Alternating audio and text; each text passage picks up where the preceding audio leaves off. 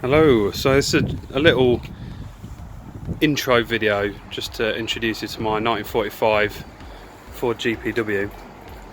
It's a very late one, this is really late towards the end of the war, and actually built after VE Day, so technically still wartime, as still fighting with Japan in the Far East, but apart from that it's right at the end. So I'll just walk you through it, what we've been doing to it recently, and where we are. It's taken me, and others as well admittedly, probably about 9 years to get to this stage. We've been through absolutely everything. Unfortunately the engine is poorly, because the engine was one thing that wasn't rebuilt, and one of the only things actually. And it started smoking really badly, so because I want to take it to Normandy this year for the 75th anniversary of D-Day, I thought it was safest to get a proper full rebuild done, and then it should be good for years to come. So as you can see, that's where the engine should be. It's got a Willis radiator in it, because they did use Willis radiators towards the end of the war. You can see the bell housing down there with the clutch release arrangement. I was going to be replacing that front prop shaft, but I don't know if it's going to be in this video or another short video. You'll see the reason why I didn't do it. The whole thing probably wants a good clean up now, because it's been sat in the garage not doing much for about a year or two. As you can see, it's pretty much there. I've got the winter canvas arrangement going on. I'm going to need to close the garage door. There we go.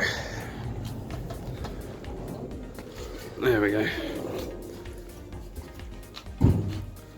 So yeah, got the winter canvas, which is a nice new canvas from Worthing Canvas. As I'm sure some of you might be aware, anyone that's in the Jeep world, they make really good quality canvases. Got original seat pads in the Jeep, which we found in Italy. Minus the driver's seat base, which is the only repro seat pad that we've used. Unfortunately, somebody's been putting stuff in here and using it as a bit of a storage unit. There's the dashboard. Try to keep everything original where I can. So the rotary light switch, that's original. The ignition switch and all the knobs. In fact, I think one of those knobs is a reproduction. That one there is a reproduction. The gauges, I don't know if you can see there, they're all original bar the temperature gauge, because that's the one that packs up the most usually. Got some fantastic quality reproduction data plates there from a chap in Holland. I forget his name, but I'll try and post it in the link in the description. Really nice quality there, probably the best you can get. All the engine ancillaries ready, waiting to go back on once the engine comes back. And yeah, that's pretty much it. It's just going to be a bit of a rebuild operation, and a rear parcel shelf from a Polo by the looks of it. I'll check that out. There you can see the rear seat. There we go. Nice original pads there as well. The original ones were generally sprung. Some of them were, some of them weren't. They're not.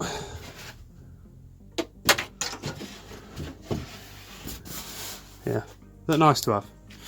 I've got the doors up there on the roof, as I'm sure you can see. Go around the back. Got my jerry can, trailer socket just there. That was a new old stock trailer socket, quite a good find.